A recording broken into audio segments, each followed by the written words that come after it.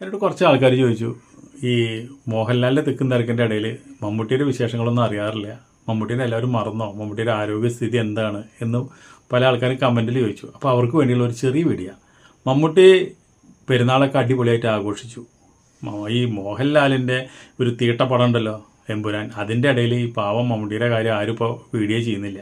അപ്പോൾ എന്തായാലും നമുക്കത് വിശേഷങ്ങൾ എന്തായാലും നമ്മളൊന്ന് അറിഞ്ഞത് നമ്മളൊന്ന് പറയാം.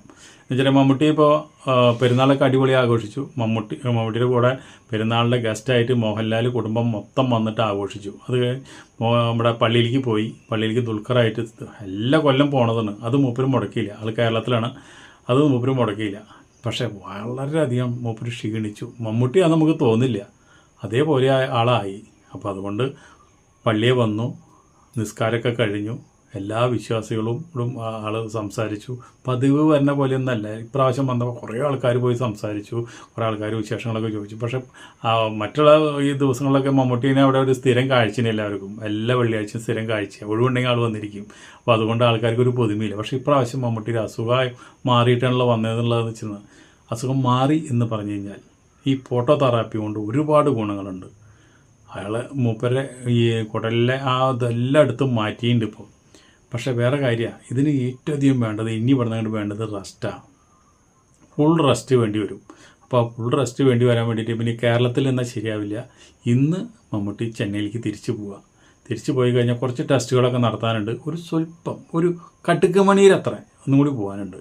അതും കൂടി പോയി റെസ്റ്റ് എടുത്ത് വീട്ടിൽ ഒരു 2 മാസം ഇരിക്കാനാണ് ഡോക്ടർമാർ പറഞ്ഞുകൊണ്ടത്. 2 മാസം ലോങ് റെസ്റ്റാണ്.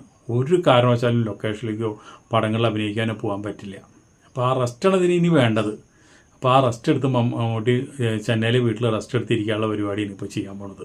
അതിനാണ് ഇപ്പോൾ ആൾ ചെന്നൈയിലേക്ക് പോയി നോക്കണത്. ദുൽഖർ ഒപ്പമുണ്ട്. ദുൽഖർ ഇതുവരെ ഒരു സിനിമയിൽ പോയിട്ടും അഭിനയിച്ചിട്ടില്ല, ഒരു സിനിമയ്ക്ക് ഡേറ്റും കൊടുത്തിട്ടില്ല. ഈ മമ്മൂട്ടിക്ക് വന്നതിൽ ഏറ്റവും അധികം ടെൻഷനും വിഷമം നമ്മുടെ ദുൽഖറിനാണ്. അപ്പോൾ ദുൽഖർ ഒപ്പം നിന്നിട്ടാണ് എല്ലാ കാര്യങ്ങളും ചെയ്യുന്നത്. അപ്പോൾ ഈ 2 മാസം എന്തായാലും ദുൽഖർ ഒപ്പം ഉണ്ടാവും എന്നുള്ള കാര്യം ഉറപ്പാണ്. പിന്നെ അതിൽ നമുക്കൊരു സന്തോഷം എന്താണെന്ന് വെച്ചിട്ടുണ്ടെങ്കിൽ, ഈ തുടക്കത്തിലെ മമ്മൂട്ടിക്ക് ഇത് കാണാൻ പറ്റിയതും അതേപോലെ തന്നെ അത് മാറിപ്പോയതിലും നമുക്ക് വളരെയധികം സന്തോഷമാണ്. മമ്മൂട്ടി അതെ ഇവിടെ വന്നിട്ട് എല്ലാ വിശ്വാസികൾക്കും മൂപ്പരെ അസുഖം മാറാൻ വേണ്ടി പ്രാർത്ഥിച്ച എല്ലാവർക്കും നന്ദി പറഞ്ഞിട്ടാണ് പോയത്. എല്ലാവരോടും ദ്വാരക്കാൻ പറഞ്ഞു. എല്ലാവരും ദ്വാരക്കി മമ്മൂട്ടിക്ക് വേണ്ടി. അതുപോലെ തന്നെ മമ്മൂട്ടിയുടെ അസുഖം എല്ലാം മാറി സുഖമായി. പിന്നെ നമുക്കിപ്പോൾ ഒരു സന്തോഷമുള്ളതെന്ന് വെച്ചിട്ടുണ്ടെങ്കിൽ, മോഹൻലാലിൻ്റെ തീട്ടപ്പടം എന്തായാലും തിയേറ്ററിൽ ഇപ്പോൾ എന്തായാലും കുറച്ച് ദിവസം നന്നായി കളിക്കും. അതിനുള്ള നമ്പറുകളൊക്കെ അവർ ഇട്ടുകൊണ്ടിരിക്കുന്നു. അപ്പോൾ മമ്മൂട്ടിയുടെ ഒരു പടം വരാൻ പോവുക, ബസുക്ക എന്ന് പറഞ്ഞിട്ട് ഒരു പടം വരാൻ പോവുക. അതിൽ നമുക്ക് ഒരുപാട് പ്രതീക്ഷയുണ്ട്. ടൈലറൊന്നും വലിയ കാര്യമില്ല, പക്ഷേ എന്തായാലും പടം ഗംഭീരാവും എന്നുള്ള കാര്യത്തിൽ നമുക്ക് തർക്കമില്ല.